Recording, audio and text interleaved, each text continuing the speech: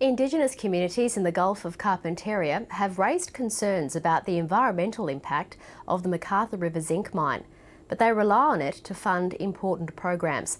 In the final of a three-part series, Jane Barden looks at sea ranger programs near Borroloola.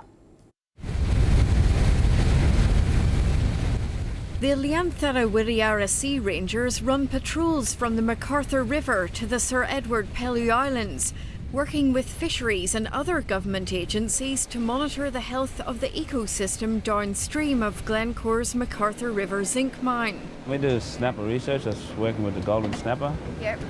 We do research in the age and heavy metal detection with them. The Rangers also monitor and assist recreational fishermen who come to the Gulf of Carpentaria during the tourist season. Set up in 2002, they now have 21 rangers working on programs mostly funded by the federal government. We've done turtle research, we do tagging and stuff, weighing them. So that's one of many. The government has promised to pay the rangers' wages until 2018. But then we're confronted with the issue of where do we house our boats, where do we conduct our operations, how do we get investment in buildings and infrastructure, and a series of eco-tourism ventures. The Rangers have filled funding gaps using some of the $1.3 million a year the mine puts into its government-mandated Community Benefits Trust. We've got a good relationship with the mine and the CBT, because we're working together too. Some rangers feel that assistance offsets environmental concerns about the mine.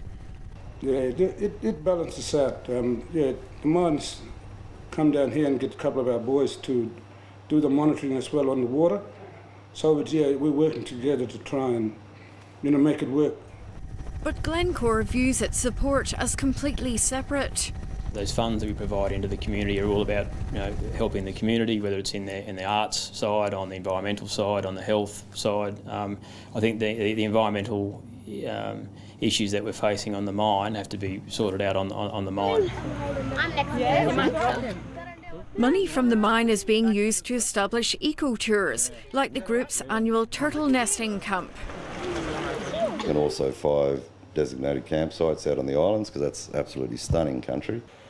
The Rangers hope the tourist ventures will help them become less financially dependent on the government and the mining company.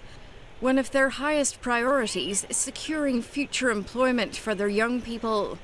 That's why we like to see more kids involved in this. Not only that, just to get to know of the country too, where they belong to. Making sure they better protect and reconnect with their country. Jane Barden, ABC News, Borroloola.